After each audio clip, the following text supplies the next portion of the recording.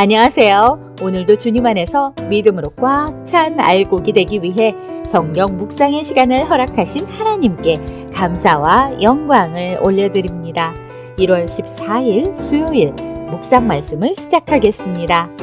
10장은 낯선 이름들로 가득하지만 그 안에는 하나님께서 열방을 어떻게 시작하시고 어떤 질서와 목적 안에서 세상을 이끄시는지 담겨 있습니다. 흩어짐은 혼란이 아니라 계획이었고 다양성은 실수가 아니라 창조의 풍성함입니다. 우리를 열방 가운데 두신 하나님의 뜻을 차분히 마음에 새겨봅시다. 오늘의 제목은 열방의 기원입니다. 노아의 세 아들 셈과 함과 야벳의 후손들은 흩어져 여러 민족과 나라를 이루었습니다. 그러나 그 흩어짐의 역사 속에서도 하나님은 구원의 길을 이어가셨습니다. 오늘 본문 창세기 10장 1절에서 32절까지의 말씀을 함께 듣겠습니다. 노아의 아들 셈과 함과 야벳의 족보는 이러하니라. 홍수 후에 그들이 아들들을 낳았으니 야벳의 아들은 고멜과 마곡과 마대와 야완과 두발과 메섹과 디라스요. 고멜의 아들은 아스크나스와 리밧과 도갈마요. 야완의 아들은 엘리사와 달시스와 기띔과 도단임이라. 이들로부터 여러 나라 백성으로 나뉘어서 각기 언어와 종족과 나라대로 바닷가의 땅에 머물렀더라. 함의 아들은 구스와 미스라임과 붓과 가나안이요. 구스의 아들은 스바와 하윌라와 삽다와 라마와 삽드가요. 라마의 아들은 스바와 드단이며 구스가 또 니므롯을 낳았으니 그는 세상의 첫 용사라. 그가 여호와 앞에서 용감한 사냥꾼이 되었으므로 속담에 이르기를 아문은 여호와 앞에 니므롯같이 용감한 사냥꾼이로다 하더라. 그의 나라는 시날 땅의 바벨과 에렉과 악갓과 갈레에서 시작되었으며 그가 그 땅에서 아수르로 나아가 니느웨와 르호보딜과 갈라와 및 니느웨와 갈라 사이에 레센을 건설하였으니 이는 큰 성읍이라. 미스라임은 루딘과 아나밈과 르하빔과 납두힘과 바드르심과 가슬루힘과 갑도림을 낳았더라. 가슬루힘에게서 블레셋이 나왔더라. 가나안은 장자 시돈과 헷을 낳고 또 여부스 족속과 아모리 족속과 기르가스 족속과 히위 족속과 알가 족속과 신 족속과 아르왓 족속과 스말 족속과 하맛 족속을 낳았더니 이후로 가나안 자손의 족속이 흩어져 나아갔더라. 가나안의 경계는 시돈에서부터 그라를 지나 가사까지와 소돔과 고모라와 아드마와 스보임을 지나 라사까지였더라. 이들은 함의 자손이라 각기 족속과 언어와 지방과 나라대로였더라. 셈은 에벨 온 자손의 조상이요 야벳의 형이라. 그에게도 자녀가 출생하였으니 셈의 아들은 엘람과 아수르와 아르박삿과 룻과 아람이요.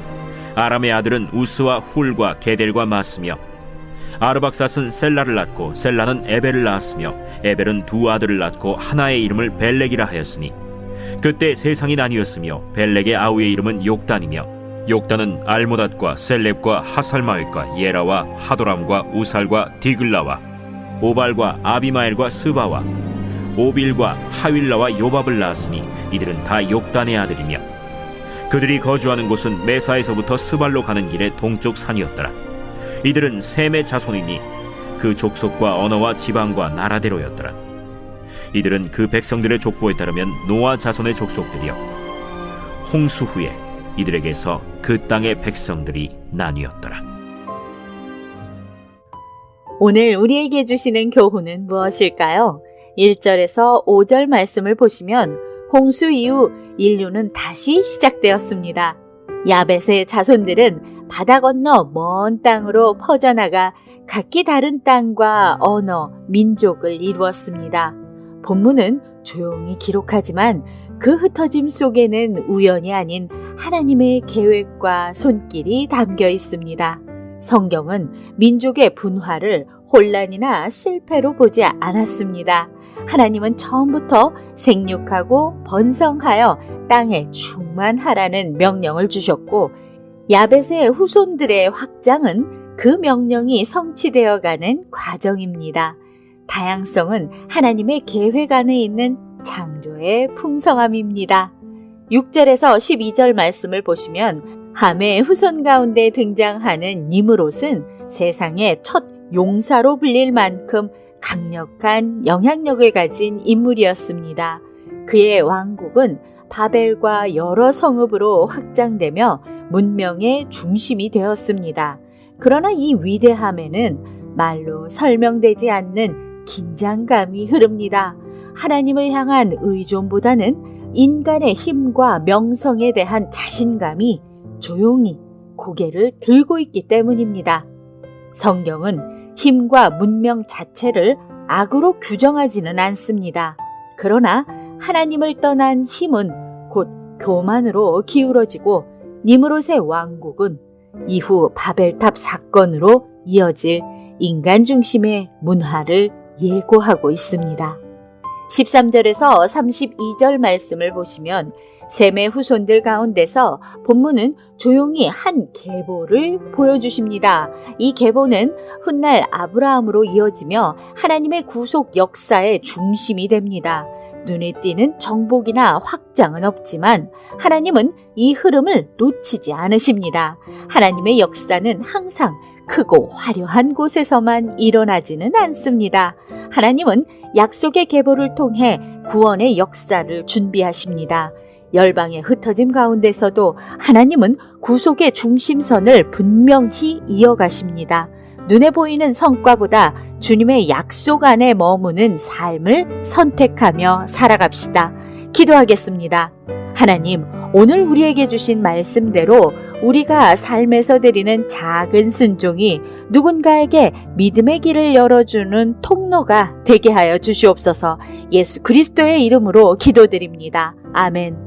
흩어짐 속에서도 하나님은 중심을 잃지 않으셨고 다양함 속에서도 한 분 하나님을 드러내십니다.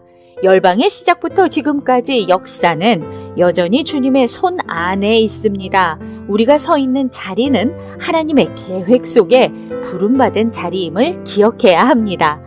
우리의 가정과 일터와 관계의 자리에서 작은 열방을 품고 살아가도록 주님은 우리를 부르셨습니다. 주님께서 흩으신 자리에서 불평이 아닌 사명을 발견하고 비교가 아닌 감사로 채우며 조용하지만 분명하게 하나님의 뜻을 이루어가며 오늘도 광야 같은 세상에서 하나님의 말씀으로 승리합시다. 저는 내일 다시 찾아뵙겠습니다.